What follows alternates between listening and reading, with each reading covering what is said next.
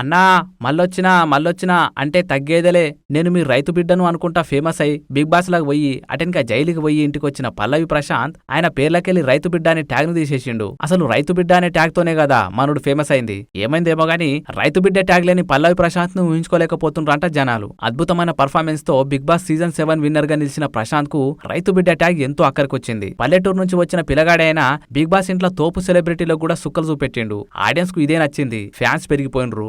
ఏదో ఇన్స్టాతోనే ఫాలో అయినోళ్ళు ఇక అన్ని మాధ్యమాలలో మనోని ఫాలో అవడు షురు చేసిండ్రు.